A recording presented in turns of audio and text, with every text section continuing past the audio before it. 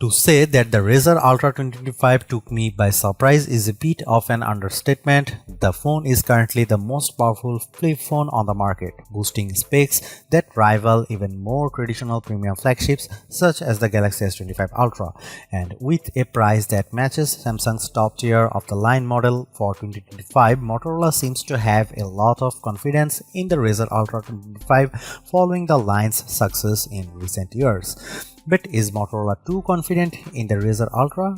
Does the company have what it takes to charge Samsung level prices for a phone?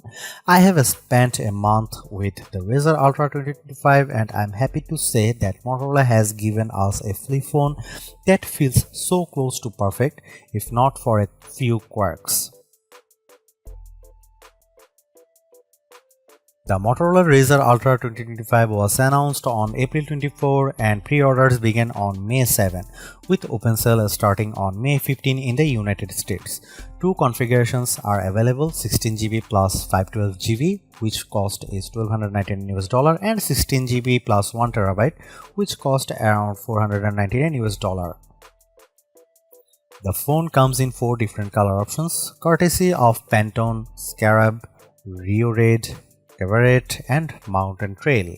Availability will depend on the retailer and carrier. If you have followed the Razr series for the past few years, then the design of the Razr Ultra 2025 shouldn't surprise you. It looks nearly identical to its predecessor, which in the case would be the Razr Plus 2024, sporting the same curved frame, rounded corners and massive cover panel. The difference lies in the slightly larger display size, the new materials on the back, and the IP48 water and dust resistance for improved durability. The Razr Ultra 2025 color options are quite interesting this year as Motorola continues to move away from muted shades. I have the Rio Red color on my unit, which incorporates Motorola's now standard vegan leather and is admittedly the least interesting of the Razr Ultra 2025 colors. I previously spent some time with the soft Alcantara and sturdy wood finishes during my hands-on, and I must say Motorola has given users quite the selection of sensory goodies to choose from. I also like that Motorola switched from a glossy frame to brushed metal as it gives the overall design a rustic sheen.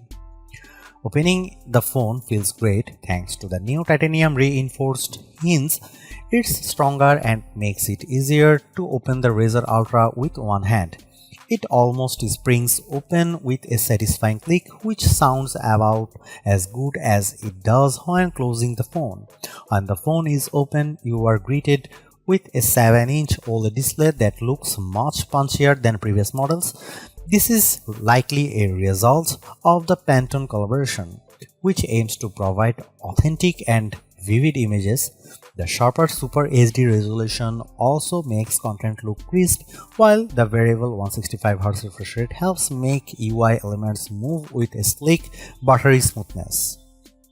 Motorola offers 3 display presets for controlling color display: natural, radiant and vivid. I would suggest radiant as it splits the difference and gives you a bit more vibrancy without overdoing it. There are also a few settings for eye protection, including flicker prevention for users with PWM sensitivity, which is nice to see as Motorola continues improving the overall quality of its displays. The Razr Ultra 2025 is powered by the Snapdragon 8 Elite, making it the first flip phone to feature this chipset. Coupled with 16GB of RAM, it theoretically surpasses other flagships, at least on paper. It may seem like overkill, and it probably is, but the result is the kind of performance you'd expect from a top-tier flagship phone, as I experienced no lag or hiccups in my use. Unfortunately, the Geekbench 6 scores don't really reflect this. It scores lower than the last year's Z Flip 6 and Razr Plus 24 in single-core tests, although it performs significantly better in multi-core tests. My guess is that Motorola may have adjusted the clock speed of the prime cores to help with thermal management, as flip phones tend to get quite warm in the top half when overworked. I don't put much stock in benchmark tests, and my real-world use of the phone has proven to be quite exceptional. That said, if you do care, then it's certainly something to consider. Lo and behold, the Razr Ultra 2025 takes great photos from the primary sensor. Even at 2x zoom, the colors feel much punchier than I'm used to seeing from Motorola, which is likely a product of the Pantone collaboration. Dynamic range also feels improved during the day with better handling of low light and nighttime images. The result is images that feel more Samsung in terms of color and saturation, while the added depth and definition remind me a bit of a pixel. I wouldn't say image quality is anywhere near the impressive quality of the cameras on Oppo, OnePlus or Vivo phones, but so far I feel pretty confident that the Razr Ultra 25 can compete fairly comfortably among the best Android cameras. Here you can see some camera samples of Motorola Razr 2025 Ultra.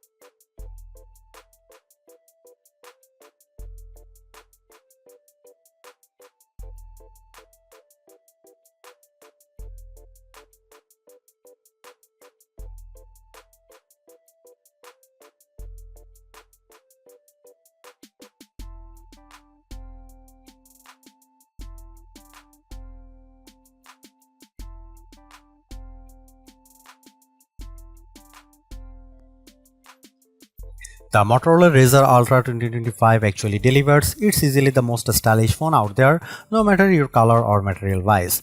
It's also finally caught up to the big players with zippy performance, stellar battery life, and cameras that are no longer just an afterthought.